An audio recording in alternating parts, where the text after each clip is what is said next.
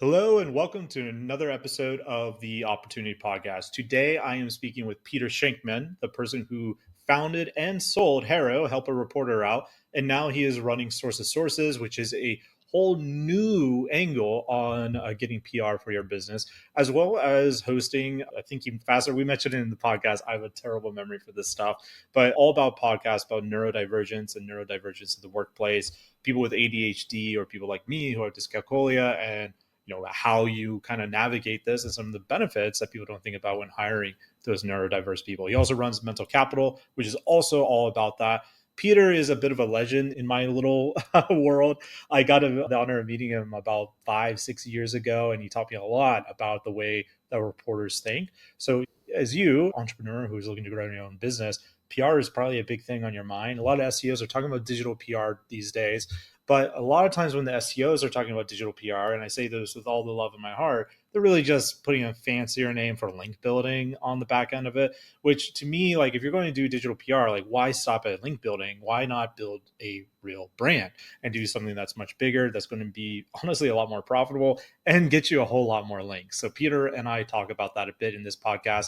So if you were ever curious on like, how do I increase my productivity if I have ADHD? And how do I build giant businesses that I end up selling that gets tons of free press? Then this is a good podcast for you. All right, enough gushing about Peter. Let's get into it. I'll see you on the other side.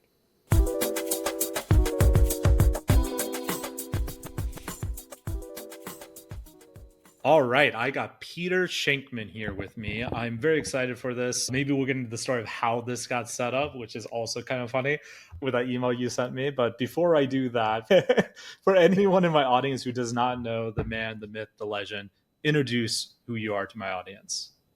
It's kind of you, man. Yeah, my name is Peter Shankman. I've done a whole bunch of stuff, but primarily I'm known for starting a company back in 2007 called Help a Reporter Out, or HARO.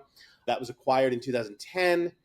I've since started several other companies, including Mental Capital, which helps companies attract, hire, and retain neurodiverse employees. I've written several books, a couple of New York Times bestsellers, a couple of kids' books. About a year ago, I started hearing rumblings that the company I sold was being sort of destroyed, I think is a good way to put it, by the company that acquired it. And I tried to ignore that because I'm a big believer that you can't go home again. But I started getting too many emails from people saying, hey, you need to start this again. You need to do another version. And so because I didn't have enough to do, in addition to being a single dad and running, two other companies, I launched a company called sourceofsources.com, which is the freest and easiest way in the world to get free publicity, free press. It matches journalists with sources, the queries that journalists need with the sources they can find. And it's, as you know, the number one way to get backlinks and good SEO juju for free. So it is currently growing. We've blown it up to started 4.5 months ago. I think we're at like 24,000 users on a daily basis. Our open rates are we send out 2 to 3 emails a day, and our open rates are about 72% per email, which is pretty insane. So yeah, it's going well. Things are good. That's awesome. Yeah, it's funny with the Help a Reporter Out and now Sources. I don't think I ever got to ask you this question when we hung out a few years ago in Vietnam, but do you hate the SEOs? Because so many of them are like, yeah, just go on HARO, write this ChatGPT response to this journalist. It'll work out fine and get you backlinks. Talk to me about this. Hate is a strong word, and it's very applicable here. No, I don't hate.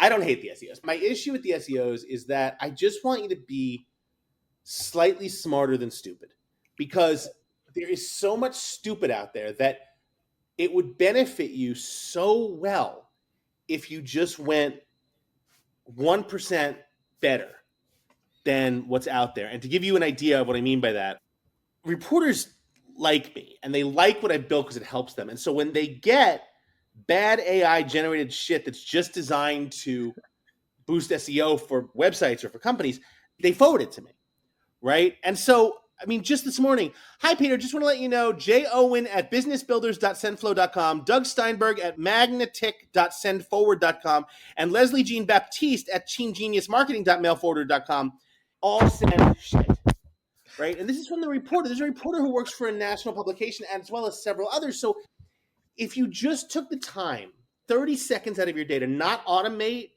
what you do on my platform, you would get so much better results and you wouldn't come across as a dick. Because once you come across as a dick and you've pissed off a journalist, I'm going to make it my life's work to find you and I'm going to ban you. And that's actually the difference. If you want to do that, go for it, but use HARO. Because I have no control over that. I have no control over HARO anymore.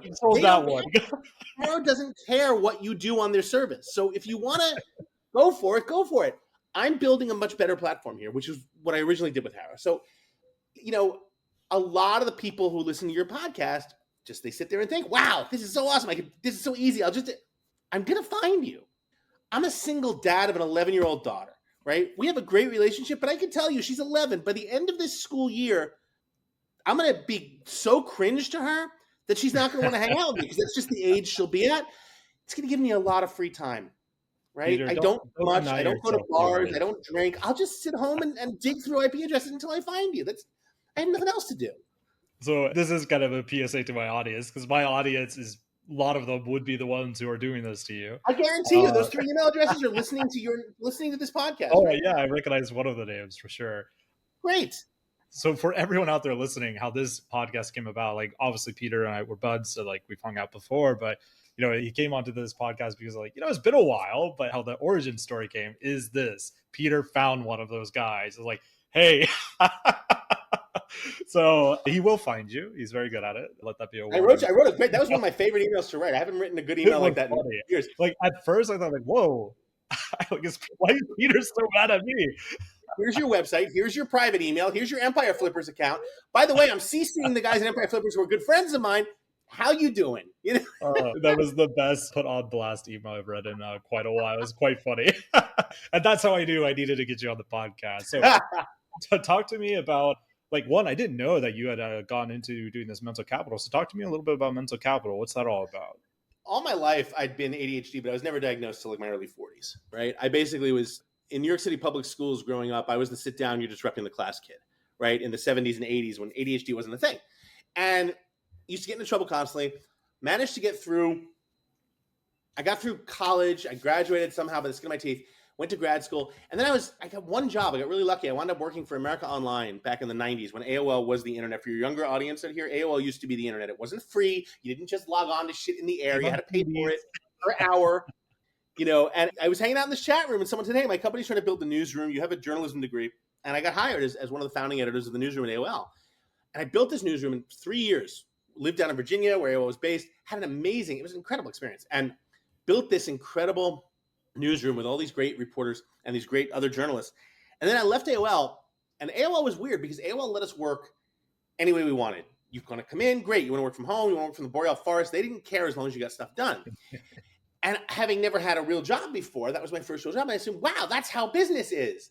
And then I moved back to New York, and I was hired by a magazine, a very well-known business magazine, hired me as one of their editors. And I come in the first day, and there's an 8 o'clock editor meeting and a 9:15 editorial board and a 10 o'clock meeting with my boss and 11 o'clock meet. I'm like, what the fuck is this? Is Russia? What is this? This is horrible. I can't do this. And that was when I realized what businesses really were. AOL was the anomaly, and they screwed me because I just assumed I'm like, okay, I lasted 5 days and I quit. And I said, okay, I have all this internet experience. It was like 1997. I have all this internet experience. I'm going to start my own PR firm for .coms, and had no idea how to do that, but figured what's the worst that can happen? It'll fail and I'll get a job. It's been like, I don't know, 26 years or something like that, 27 years, and I haven't had to get a job yet. That's when I started to realize, wow, maybe this ability I have, I can't remember to close the fridge after I take the milk out, but I could start and sell companies in 3 years. Something's weird here, right? I have, I can do all this incredible, I can write a book on a plane to Asia and back, but, my marriage isn't working. What's going on? And so about 2015 and 16, I started really figuring all this shit out. I had a wonderful therapist. I worked with him, and I wrote a book.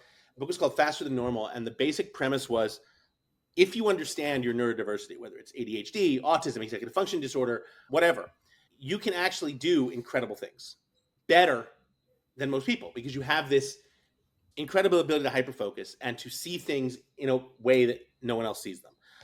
I always joke that when I'm in hyperfocus, it's that scene in the movie about the drug NZT, and I'm totally spacing on the name of the film now, with, oh, for fuck's sake, where he finds this drug lets you use 100% of your brain. Limitless. Oh, Limitless. yeah, Limitless. yeah, limitless. And Yeah, that yeah, one scene where he takes the first pill and everything turns from black and white to color, right? And he hears everything and he sees everything. That's what it's like for me to get on a plane and start typing for 14 hours, right? And so learning that there's this ability, I feel there's got to be other people who think the same way. When Fast and Normal was born, we've had a podcast over like close to 300 episodes, all journalists who believe in, all ADHD people who believe in this incredible ability to use that brain faster, right? And I realized that I spent so many years as a kid and as a young adult in therapy trying to undo the lesson that I was taught, which was you're broken, you're always going to have to catch up. And so I'm like, if I can write about this and talk about this and help companies understand that individuals aren't broken, they're actually gifted, as long as they're allowed to work in a way that benefits them. So a good friend of mine is a psychologist, and she's like the Today Show psychologist, and we've been friends. We used to actually date. We lived together like 20-something years ago. We started this company together called Mental Capital, and we help companies attract, hire, and retain neurodiverse employees while helping them create neuro-inclusive workspaces so that their workplaces are neuro-inclusive and people with different brains want to work there, as well as normal people, people without different brains, people with regular brains. Our clients in the 8 months that we've started include Adobe, Google, Morgan Stanley, Weber Shandwick. So we're doing really, really great stuff for a lot of these companies, helping them to sort of come up with better ways to create positive workspaces, as well as, teaching them how to attract, going in and saying, yeah, we're mental health friendly. Every Friday is Hawaiian Shirt Day and you can feel free to express yourself. That's not mental health friendly, right? That's like the exact opposite of mental health friendly. Mental health friendly is caring about mental health. So companies are starting to understand that, and they're starting to realize there's a lot more revenue to be made. And a lot of companies don't hire people, people hire people, right? And people want to work for companies where they feel they're a part. And so it's things like that. We've seen strides where the companies that we're working with actually have an easier time hiring people because their employees are going out and telling their friends, hey, this place is great. They take care of me, right? I feel like I belong here. And then there's nothing stronger of a recommendation in the world than that. So that's one of the things I'm doing. A lot of fun. I think that's super cool, man. I was a gifted child. So I have the lesser known cousin of dyslexia known as dyscalculia. Oh, yeah. So I know as well. It's basically, I'm terrible with math, but it makes me ultra crazy creative. And I write a poem almost every day. I wrote 2 today. So it makes me view the world in a different way, but makes me look like a complete idiot if you get me inside of a spreadsheet. Oof, it's rough. And what's really fascinating about that? As much as I bitch on AI because the SEO guys are using it poorly, SEOs. As much as I complain about them, the fact of the matter is that AI has helped me tremendously. Whenever I keynote, I don't use PowerPoint. I just tell stories, right? You know that. You've seen me. I just tell stories. Every once in a while, I'm forced to use a PowerPoint. I hate designing PowerPoints. I just don't like sitting there and having to research the information. I know all this stuff. So I found a website, an AI-based app that actually you enter the prompt of what you're looking for and you enter the info that you already have, and it designs the most beautiful and incredible PowerPoints in 30 seconds. Those are the kind of places where AI is really beneficial, because for someone like me who's creative, I want to sit there and be creative, but in the way that works for me, right? Sitting there and having to design a PowerPoint that people will then read and I have to look at it, I hate that. So I'm able to use AI to benefit myself, to allow me to do the stuff I'm better at. And that's, I think, one of the best keys about the whole thing. I also am doing that now. Yep. So I'm right with you on that. I think this is fascinating. Before I move into, some of the other stuff I have for you, just to go back on the mental capital. So an entrepreneur that is listening to this, maybe they've never, like a lot of my audience, they're solopreneurs. They're just getting to the point where they're starting to build out bigger teams for most of them. So talk to me a bit about, maybe they're not neurodiverse and they're listening to you like, I'm not really sure if that makes sense to me. What would you say to them? What are the benefits of building this neurodiverse inclusivity? If you have a neurotypical brain, right, you might be great at certain things. Any kind of brain is great at certain things and terrible at others, right? Chances are that the things you're terrible at, you don't really like to do. And no matter how hard you work at them, you're not going to get better at them. You're just going to have to survive getting them done. That was me with math class growing up, right? I was terrible in math in school. I managed to get through it. And I remember I once heard my English teacher and my math teacher arguing about me because my English teacher was like, I don't know what you're talking about. He's the brightest student in my class. He's punctual. He's on time. He does his work. He's well behaved. He helps with the class. Math teacher's like, we're not talking about the same kid. This kid's an asshole. He sits there, he interrupts, he makes jokes. And, didn't realize at the time, I'm like, yeah, go English teacher. Thank you, Ms. Glassman. But what it was is that she was actually seeing the part of me that was excited about the work I was doing, while he was seeing the part of me that couldn't get excited about it. And so was trying to find different ways to create the dopamine, the serotonin, and the adrenaline to keep me focused. Unfortunately, those ways were usually cracking jokes and cracking wise and getting in trouble. And so when you are great at something, you enjoy doing it and it gives you a chemical release in your brain. When you're not, you are forced to go and let me just get it done, which is never a fun place to be. Chances are, if you have a neurotypical brain, the stuff that you're not good at, neurodiverse people are, and vice versa. And so, for instance, I did not schedule this podcast interview time with you. I had my assistant do it. And that's not because I'm the guy that says, oh, talk to my assistant. No, it's because if I scheduled it, it wouldn't happen. I've had my assistant for 15 years now. 14 and a half years ago, I went to put something in my calendar and it said access denied. And I'm like, this is very strange. I said, Megan, we have to fix this. She's like, no, it actually works fine. I took away your right access to your calendar. Like that, I won't lie, is kind of rude. She goes, well, you booked 2 dinners on the same night, and that's a problem. I'm like, okay, you're really overreacting. I could just go to one.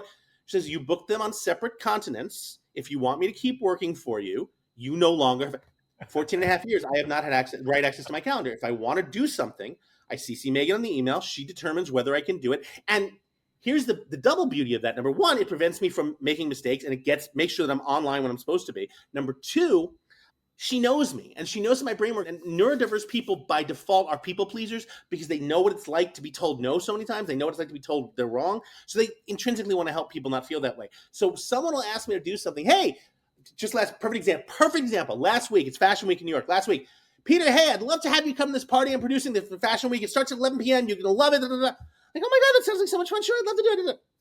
And I CC Megan on it. 5 minutes later, I get a text. You're not going to want to go to that party. I'm like, no, it sounds really cool. She's like, Peter, on Tuesday night at 8 o'clock, you're going to text me to cancel your attendance at that party. She's like, I'm just going to say no now because you're not going to go. I'm like, why? You're not. I know you. And she's 100% right. There is no way in hell. I'm 52 years old. 11. Are you fucking kidding me? That's 3 hours before I get up. No way in hell I'm going to go to a party at 11 p.m.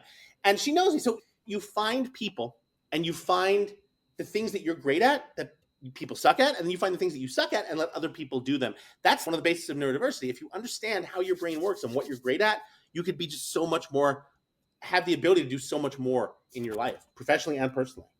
Yeah, I agree with all of that. Like Lauren set this up for me. She's kind of my Megan in this case. It's funny how similar we are in that regard.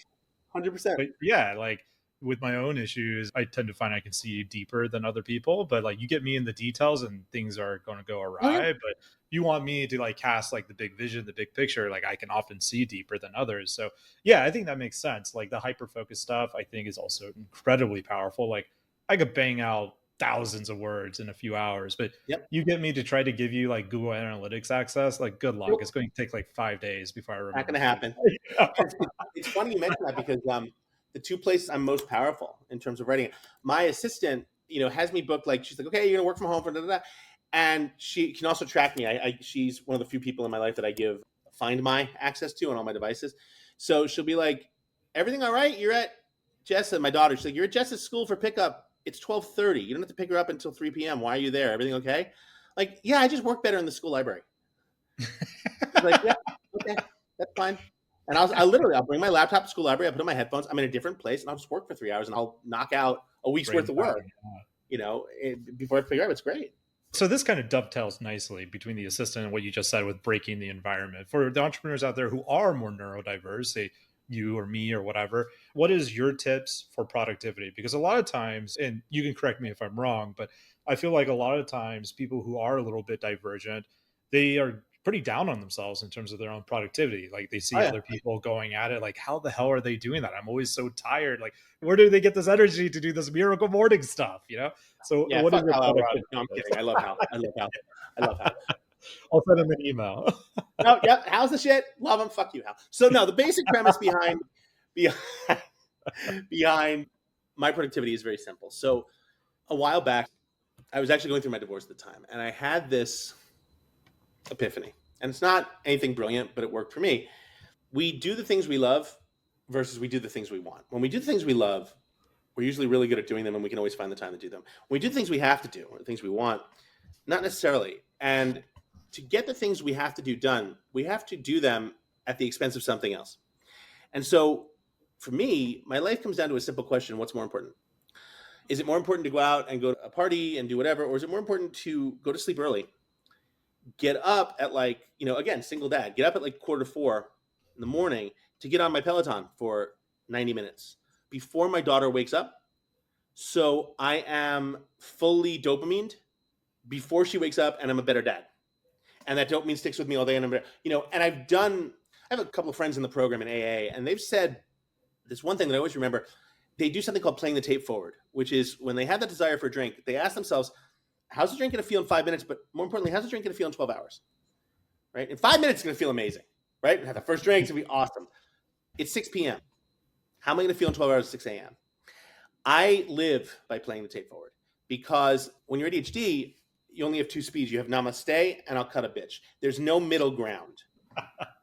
Okay, there really isn't. So if I go out, I'm not, and I rarely drink anymore because of this, but I use pizza as an example. My daughter loves pizza because she's my kid, and we live in New York City. And we used to order a pizza, and she'd have a slice of pizza, and I'd have the 7 remaining. I have friends that don't have neurodiverse brains, and they have this thing called leftover pizza, where they go home, they order a pizza, they have 2 slices, they put the rest in the fridge, and they can have that for breakfast or for lunch or for dinner the next day because it's in their fridge. I don't know what that means. I've never had leftover pizza in my life. It's the same way with alcohol, it's the same way with anything. So I have to ask myself, where do I want to be 12 hours from now? And so for me, it's the premise that doing things that are important to me come at the expense of doing things that aren't important to me. I remember my ex-wife, again, we're still great friends, but she always used to say, God, I don't know how, I wish I could get up as early as you. You get up so early and you work out, and this is after we got divorced. I'm like, I can't remember when we were married. You'd watch, Instagram reels or YouTube until 1 a.m. And maybe that was why you could. And of course, I can't say that because then somehow it's my fault. But the premise is, how dare you? you find what works for you, and you eliminate what doesn't. Right? I have people who tell me, I'm in a mastermind as well. It's a small group. I like to keep it small. And every once in a while, someone saying, look, I don't have the time for it. I got to quit. I'm like, that's cool, but you do have the time for it. You don't have the desire for it. Because if you had the desire for it, you'd find the time for it at the expense of something else, right? So I don't go out at night, very rarely go out. I have a girlfriend, maybe once a month we'll go out. She lives in another state. So maybe once a month I'll see her, we'll go out for dinner, have a great time. Other than that, my daughter's asleep at 8 o'clock. I'm asleep at 8:30. What's more important to me is to be up at 3:30, 3:45 to start another great day. Well, I think if I go out and it doesn't work that way, it's going to be a cycle. That's the other thing about ADHD and neurodiversity. We're very good at, holy fuck, it's 2 weeks later. How did that happen? Right? Where we go out one night, the next morning we wake up. Okay, well, now I feel like shit. I'm not going to work out. I'm hungover. You know what? Fuck it. I'll just order a couple of grilled cheese with bacon, tomato. That'll get me through the morning. Well, fuck it. I did that. I'm not going to work out today. All right, I might as well order a pizza. Should I order a pizza? Now it's the next day. I feel like crap. It's 2 weeks later. I've gained 10 pounds. What the fuck? Don't start. You're my age. Remember the movie War Games? Oh, yeah. Yeah. When the computer learns that the way to prevent nuclear war, the only winning move is not to play. I'll have I am a bit younger than you, Peter, though I do enjoy that movie. Close to my age. It's the beard and the unhealthy lifestyle. When I say someone's close to my age, they go, no, actually, I'm younger. Fuck you. I don't know. In my head, I'm still 32, so go to hell. Oh, so you are younger than me. Okay. Well, I was going to say, I am proud that you saved yourself when I send Hal this podcast, since you are obviously doing Miracle Morning. So this is going to be a very roller coaster emotional ride. I got to tell you, I met him at a conference in 2016. I read his goddamn book, and, it was this motherfucker basically tells people to get up early, which is what I've been doing for fucking years, and he's making millions off this. This is bullshit, But I love him for it. I love him because he went after this idea, and he said, go for it. And it's literally what I've been doing and what I do every morning. I get up, I'm on my meditation, my journaling. That's me on the bike, right? I was an OG Peloton user. I got my bike in 2016, right? Oh, no one knew who Peloton was in 2016. There were like 4 instructors. I'm friends with all of them on Facebook. Like, we were besties at the time, right? And everyone's like, oh, you have a bike? So you have an exercise bike? No, right? I'm that guy, right? The flight attendant says, "Oh my God, ladies and gentlemen, the pilots are dead. Is there a pilot on board?" No, but I own a Peloton. Here's really why you should get one. I was that guy back then. The company, unfortunately, has gone to shit, but the bike saved my life. There's no way. It got me through my divorce, got me through everything. That is, again, a perfect segue because Peloton got massive PR coverage during COVID, right? Yep. And now, as you said, they've kind of fallen off of that. So switching gears a little bit here for entrepreneurs who are looking to pick your brain, the master of media himself, how would you go about, as an entrepreneur with limited budget, getting like more media coverage? Hopefully not to burn like Peloton, but to stay, in the sky, not perform an Icarus, but one of the things that people don't realize is that your job when it comes to getting public relations or getting press for your company, your job is not to get press for your company. Your job is to make a reporter's life easier. Every single reporter in the world, I don't care whether you're an editor at the Wall Street Journal or a freelancer who's taking on, articles from Chewy.com to pay the rent, whatever it is you're doing 10 times more with 5 times less resources than you ever have been in your life as a journalist. I started as a journalist. I know this. I used to work for the Associated Press. And you used to be able to make a full career out of being a freelancer with 2 or 3 monthly gigs and nothing else. That won't even cover your rent now. So your job as someone who's an entrepreneur, when it comes to getting media attention, is to help the reporters do their jobs easier and better. And the best way you can do that is, and again, I'll take SOS as an example. When you sign up for Source of Sources, every day you get 2 to 3 emails a day with queries from journalists from all around the world. If you know what these journalists are talking about, I'm looking for someone who owns a Cybertruck and is really questioning the size of their penis. All right, let's say that's something. If that's you, right? Why is AI not working? You're willing to tell that story. Email the reporter very simply. "Hi, I bought into the hype. I bought a Cybertruck in 2023. It drove it 4 miles. It died. I haven't been able to use it since, and I can't get a response from anyone. I'm happy to chat." Okay, that's it. Send your phone number, send your email, and hit send. That's going to get a response, right? Whatever I need people who are, who have who sell whatever, nutraceuticals, whatever the thing is, right? This is what I do for a living. Here is my website. Here's what I know about it. Here's how I can help you. Send. 3 paragraphs, done. That's going to help the reporter because, okay, good. This person knows what they're talking about. I can use this as value. Let's move forward. And they're going to respond to you, right? That is how you get press. It's always how you've gotten press. Ever since like the 80s when, God, I remember a day when I used to have to fax press releases, mail press releases to journalists. Everything is so simple now. Understand that the journalist's job has gotten so much harder. Anything you can do to make it easier will get you the press that you so desperately are seeking. That kind of leads into a second question there. How valuable now is press? Like I remember in 2016, 2017 with HARO, I know you weren't the owner of it at the time, but still with HARO it's still quite good. And you can get quite a bit of traffic if you hit the right journalists. Like, is that type of thing still happening today with like the rise of AI, the journalists getting crushed? Like, talk to me a little bit about the media landscape. Yeah, a lot of people don't think that it is, but it still very much is. I was featured in the New York Post, which is a rag by all intents and purposes, about 2.5, 3 weeks ago on a Monday, only in the print edition. It didn't go online until like 5 days later. It landed me over 1,400 new subscribers in Source of Sources within 48 hours. Wow. So there's still incredible value in getting in media. Again, it's the type of media you want to get into. You'll never go wrong getting your name and your website featured in a national publication. I think that for national pubs and things like that, don't necessarily look so much on SEO, right? If you're going to get your name and your company name and your website featured in a print edition of a magazine or on TV, on CNN or something like that, that's great. Getting the website featured online, yes, it helps your SEO in terms of backlinks, in terms of SEO availability, but understand that having a great story and people talking about that story and that story getting picked up by other mentions, and all of a sudden 3 million people have eyeballed your company name. I can list thousands, every single fucking bakery in New York City that had their moment in the sun did so because they got featured in New York Magazine, the New York Daily News, the New York Times, or the Wall Street Journal. So, no one goes online and says, "Show me bakeries in Manhattan," and expects good SEO. You're not getting SEO for Crumble Cookie. Okay, what you're doing is you're getting that one person who first saw it in New York Magazine and then said, "Oh, these are really good. Holy shit, these are so good. Mark, taste this. Jennifer, taste this." And all of a sudden, it's everywhere. This is so key for my audience to understand because a lot of them, they're building side hustles, right? Like on the lower end of our market. Like we do sell 8-figure businesses now, which, back when you and I met, that wasn't really the case. So we hadn't even sold our first 7-figure one yet.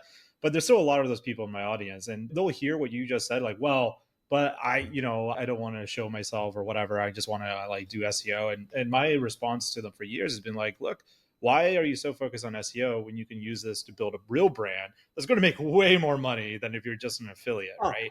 Like and it there's kills so it. much better revenue models. You know what I think it is? Yeah. But I think also it's because in some ways, the loudest people who make the most noise and are the most annoying still get, for certain markets, the most watched. So, I mean, you want to go back to Elon Musk or whatever.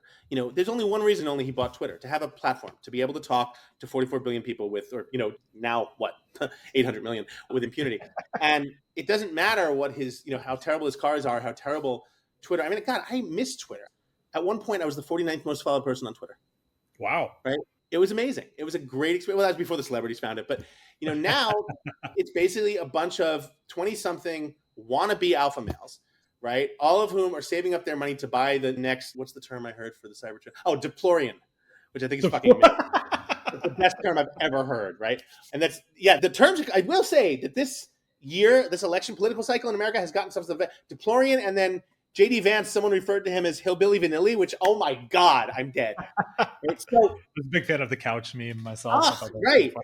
So, the problem is you get these guys who talk the loudest, and you get these people who just stare at TikToks and at Instagrams and at Reels all day, and they believe what they hear until they realize, wow, this really isn't working. And it's a hard wake-up call for them, and I feel for them, but sometimes that's the only way they're going to learn. It doesn't have to be just because you see a guy do it on YouTube doesn't mean it's true. And that the difference is if it's me on YouTube telling you to buy a business. Of course, right. Well, you're or an alpha male course. Maybe you and I can collaborate. But I look at some of this stuff, and I'm just like, and I see it.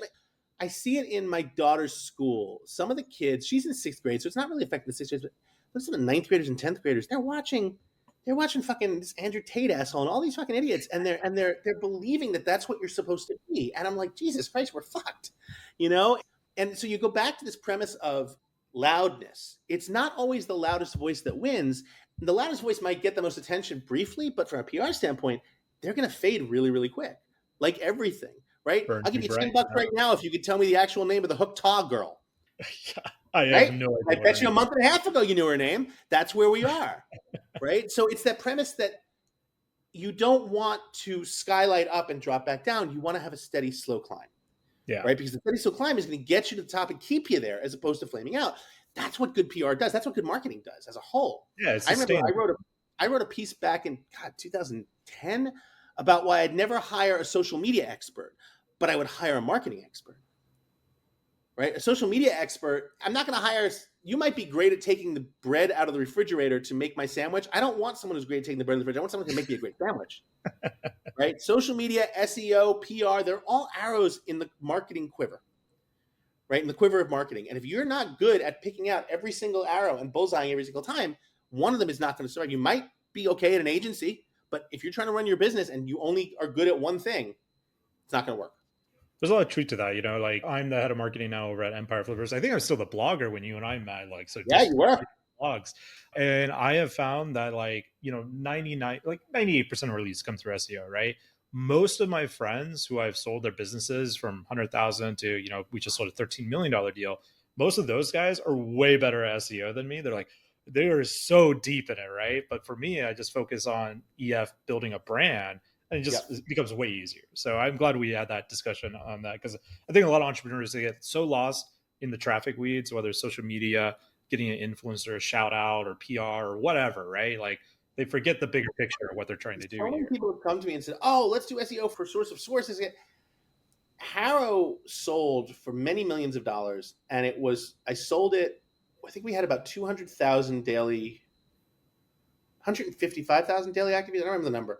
Daily active users, but it was never about SEO. I never did SEO. I never did advertising. What blew up HARO, and the same thing is the same thing that's blowing up SOS. I gave people information every single day that benefited them. I didn't waste their time. And when they got press and people said, "Hey, how'd you get the paper?" "Oh, I use this great thing called SOS. You should try it." That's how it works. And so I've had so many people come to me, "Oh, let's do your SEO. Let's do it." I'm like, I'm good. We're working. It's building manually, it's building grassroots, and that's what I like because that's a valuable audience. If I did SEO and landed 1 million new people to get my email, I'm not going to have a 72% open rate every day. And the 72% open rate is what not only sells the advertisers, not only sells the advertisements, but helps the journalists. So yeah, I'm good. Yeah, absolutely. So I'm curious, you mentioned agencies. I've hired many agencies over my career, and I have found that any agency that says they won an award is automatically disqualified from working with me. Those have always been the worst. Often, if they were speaking at a conference too, if they have some kind of like thought leadership going on, this is red flags for me at this point. But your experience, you would have a lot of PR knowledge. Like, how are PR agencies summed up? Like, should someone look at doing a PR agency, or should they look at like, hey, I'm just going to go to sources and do it myself? Like, what's your I take on think that the problem with being a small startup and trying to get PR is that a lot of agencies out there, you'll meet with the CEO and you'll meet and they'll wine you and they'll dine you, they'll take you out and everything. And then they will assign a first year account executive to your account because you're only paying $4,000 a month, $5,000 a month, $6,000 a month. And I ran an agency for 3 years called the Geek Factory. And my take is still this: unless you are being funded and the funders expect a ton of press coming back, start doing it yourself. Start off by doing it yourself. As you grow, you might find that leads are coming in. And if leads are coming in, PR leads are coming in, and you don't have the time to answer them, that's when you hire someone, right? But there's nothing that an agency can do, especially with something like Source of Sources available, with Muck Rack available to you. There's nothing you can't do, that an agency can do that you can't do for the first 5 years of your small business career. I feel that's so true with a lot of agencies, not just PR. So I recommend going in-house if you can, learn from Greg's mistakes. Well, cool, man. Talk to me a bit about, between you running these various businesses, you're hosting a podcast too, which we didn't really talk about. That was more closer to mental capital, if I'm not mistaken, right? Running. Yeah, so mental capital is a big one. I mean, I just started that. But yeah, it's always what happens to me. I mean, I'm like, okay, I'm good. Yeah, I'm doing this. That's enough. And then like 3 things start and ADHD kicks in. And, now I'm running half a dozen companies. I'm not really sure why. But no, I do a bunch of stuff. I mean, perfect example. For the first like 3 years at my kid's school, when she started kindergarten, like second grade, I was the class parent, right? I think it was class through third grade. And then fourth grade, they come around, they go, hey, do you want to be the class parent? I'm like, you know what? I've done it 4 years in a row. Let's let someone else do it. I'll take a break. So, imagine my surprise when September of fourth grade rolled around. They said, hey, I want to say hello to our class parent, Peter Shankman. I'm like, God damn it. What did I just say? Right? And so that was another year. And then at fifth grade, I'm like, guys, I really don't want to do this again. Okay, well, Peter Shankman's so happy he's returning. I was like, motherfucker. So she's in sixth grade now. I'm the class parent again. But the beauty of that is I realized that they can't actually fire me because not only does no one else want to do it, I think that like half the parents really love me and half the parents hate me. What are they going to do? Fire me?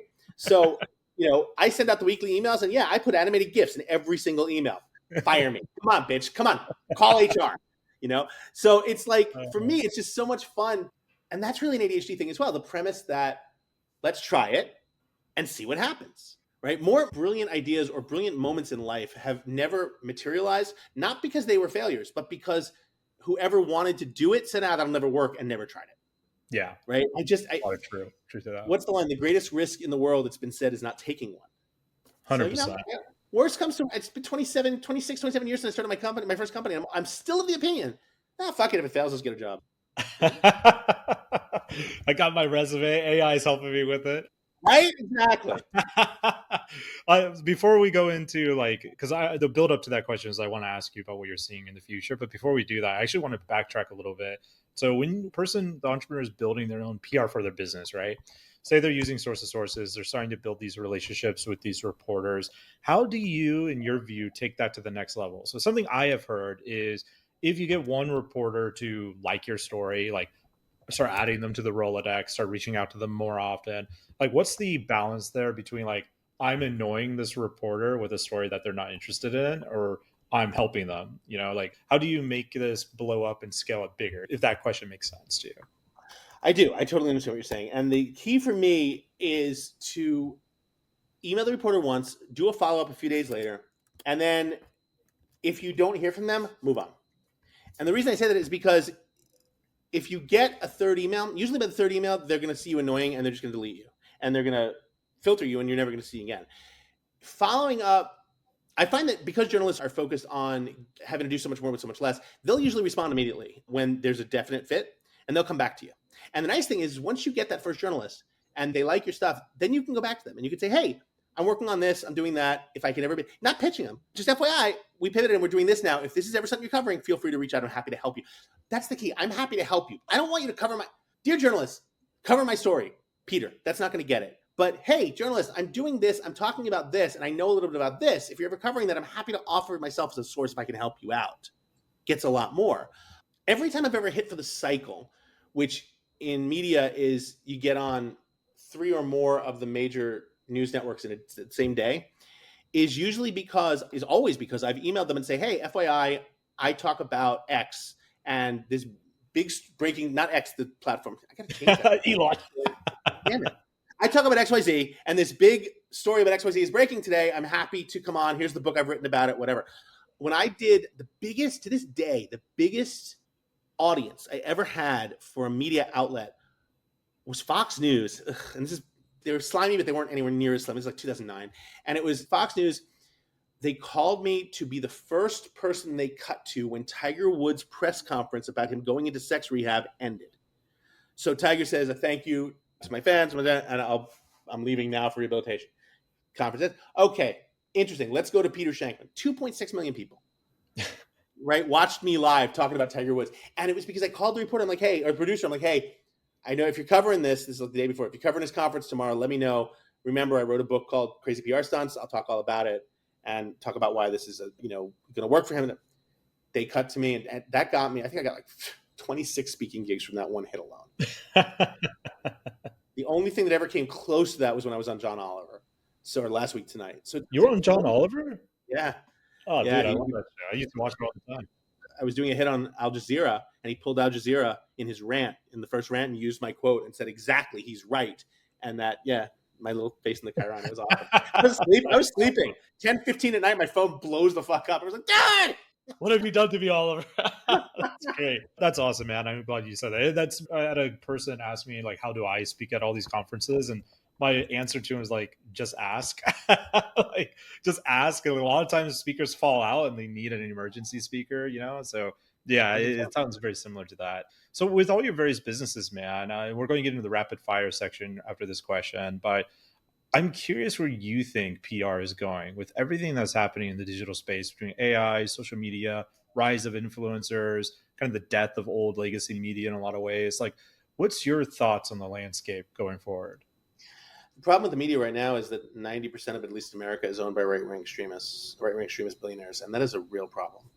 I have had a New York Times subscription since I was 14 years old, of my own name, and before that, I remember growing up with my parents having a New York Times subscription. Every morning, my dad would read the business section or the Metro section. I'd read the lifestyle section. I used to get upset that the New York Times didn't have comics, but every day I'd read the Times. And I canceled it about a year ago because it's just not real news anymore. And it hurts. It like physically hurts. It's so sad because, the TV show, Aaron Sorkin's The Newsroom, the very first episode, the guy's talking about America's not the greatest nation in the world. And the premise is that he said, America used to be because they used to be informed by great men who they trusted, men who were revered. He's talking about Walter Cronkite and people like that. And those days are over. And I'm not sure they're going to come back. And, I could go right now and I could go onto Fiverr and I could buy someone to write an article for me for like $50. And it would say something like, I don't know, pick any famous actor.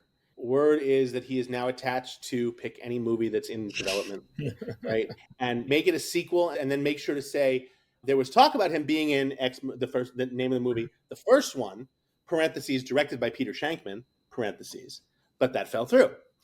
If I pitch it to any one of these clearinghouses that cover entertainment news, they will run it, no fact check needed.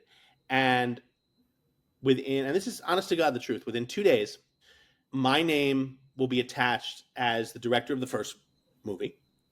IMDb will probably auto-update to say that I'm in there. There is no trust in information anymore. You have to be, and I hope they're teaching this in schools, because in our social studies classes growing up, we had to once a week read the news, summarize an article, and tell the teacher why it was important. We didn't have to fact check because we trusted the news. I hope kids today are learning how to fact check and learning how to search for more than one topic and find unbiased sources. and make their own opinions. Because if they're simply going and believing whatever they're seeing on Twitter or TikTok or Instagram, we are so screwed as a society. I'm not being simplistic here. It could very easily be our downfall, because I keep going back to Idiocracy, right, where they're feeding plants with Gatorade.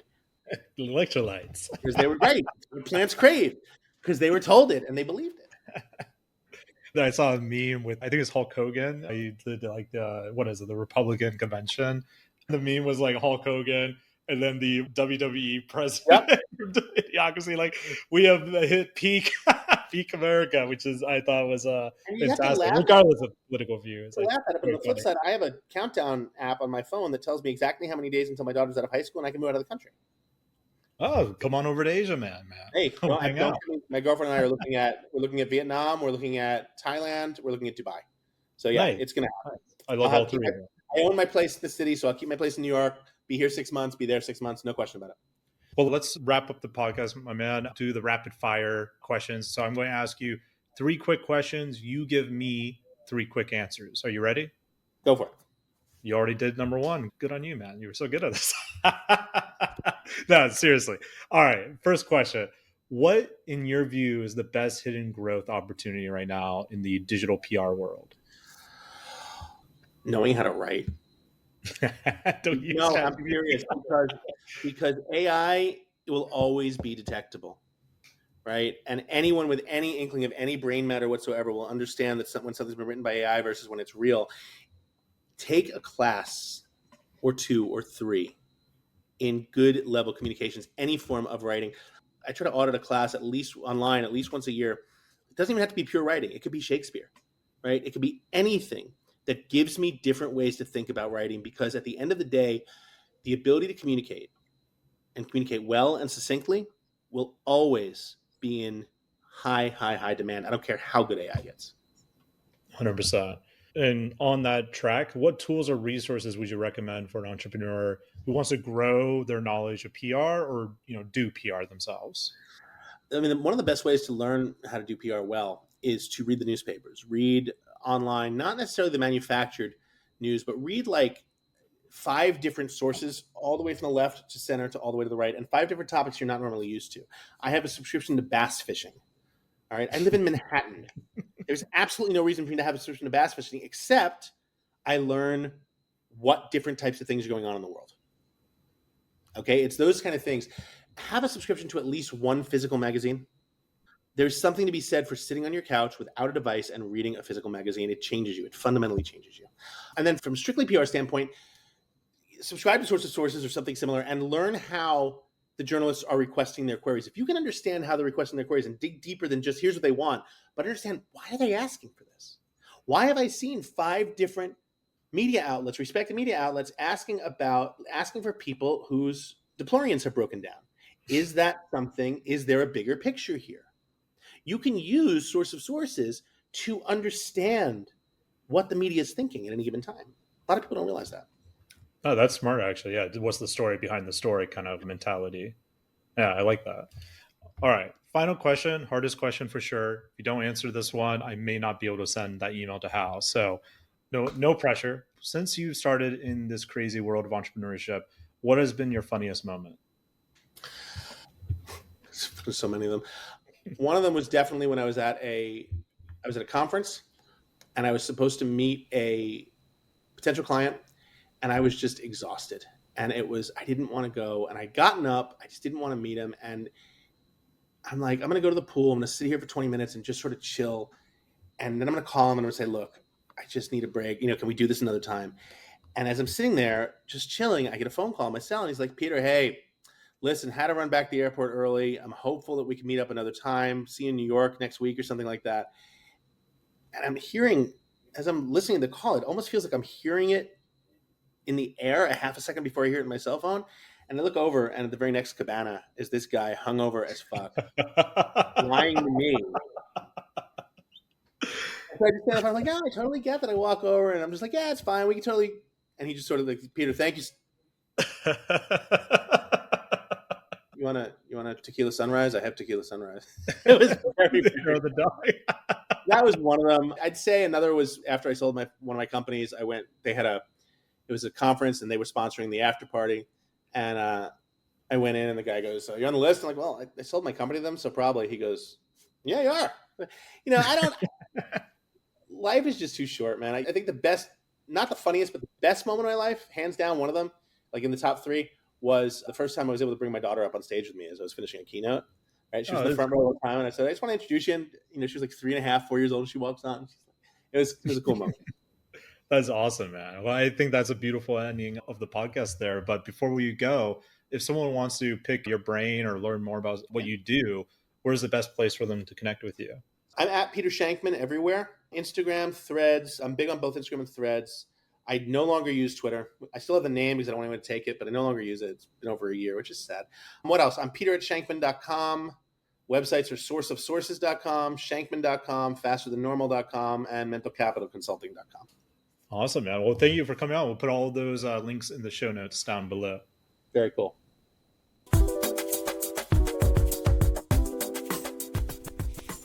There you have it. I hope you enjoyed it. I hope it got you inspired at all the different things that are happening in this industry. And of course, if you just want to buy a highly profitable business, you can always go to empireflippers.com/marketplace, or maybe you want to make an exit of your highly profitable business, and you could go to empireflippers.com/sell your site. I've been your host, Greg. If you enjoyed this episode, make sure you leave a review, give us a like, a follow, share it across social media. Talk to you all soon. See you on the next episode.